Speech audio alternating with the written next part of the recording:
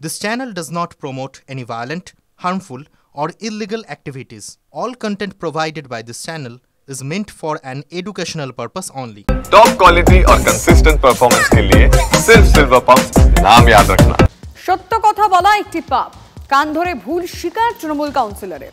2 কোটি টাকার কর আদায় হয়নি, বিভিন্ন নার্সিং হোম, ব্যাংক, পুরসভার কর দেয়নি।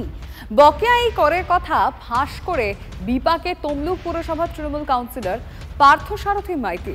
তার বিরুদ্ধে দলীয় শৃঙ্খলা ভঙ্গের অভিযোগে ব্যবস্থা নেওয়ার হুঁশিয়ারি জেলা তৃণমূল নেতৃত্বের। আরও একবার আপনাদের জানিয়ে রাখতে চাইব, সত্য কথা বলা একটি পাপ, কান ধরে ভুল স্বীকার তৃণমূল কাউন্সিলরের। সেই পোস্ট আমরা আপনাদেরকে দেখাচ্ছি।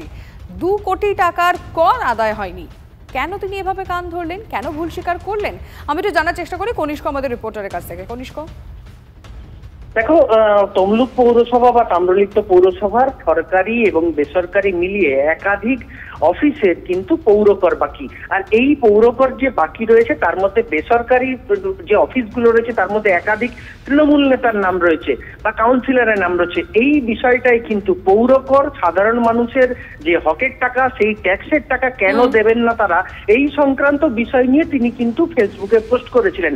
আর এই পোস্ট করার জেরেই কিন্তু দেখা যায় দলের একাংশের কার্যত রোষানলে পড়েন এই পার্থসারথী মাইতি, তমলুক পৌরসভার 10 নম্বর ওয়ার্ডের কাউন্সিলর।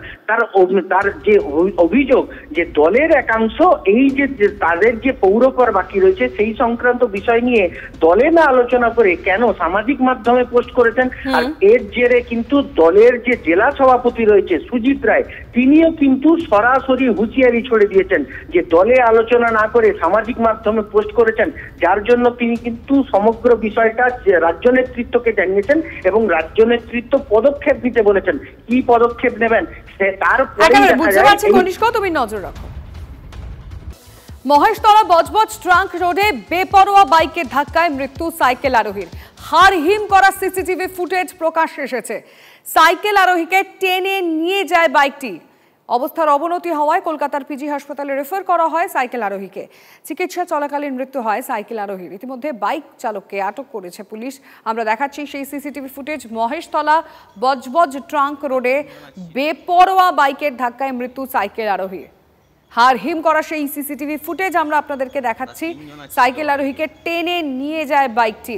অবস্থার অবনতি হওয়ায় পরবর্তীতে তাকে কলকাতায় স্থানান্তরিত করা হয়। চিকিৎসা চলাকালীন মৃত্যু হয় সাইকেল আরোহীর।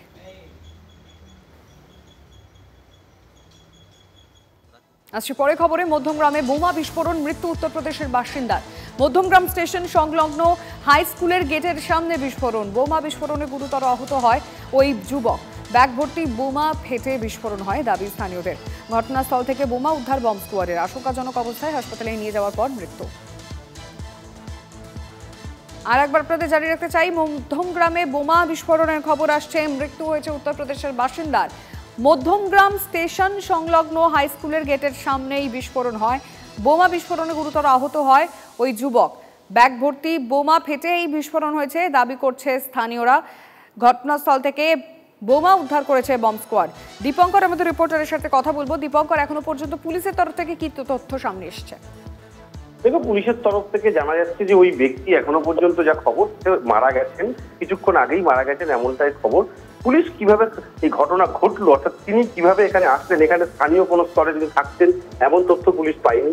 তাহলে উত্তরপ্রদেশ থেকে সরাসরি এখানে কেন আসা এবং কি উদ্দেশ্যে আসা, তার কাছ থেকেই বোমাগুলো এখন উদ্ধার এমনটা পুলিশ মনে করছে। কিন্তু এই বোমাগুলো প্রকৃতপক্ষে তিনি এনেছিলেন নাকি তার কাছে অন্য কেউ দিয়েছিল, এই সমস্ত বিষয় কিন্তু খতিয়ে দেখবার বিষয়। এবং সব থেকে গুরুত্বপূর্ণ বিষয়, যেমন স্কুলের গেট তেমনি মধ্যমগ্রাম। বুঝতে পারছি দীপঙ্কর, নজর রাখো। ধন্যবাদ।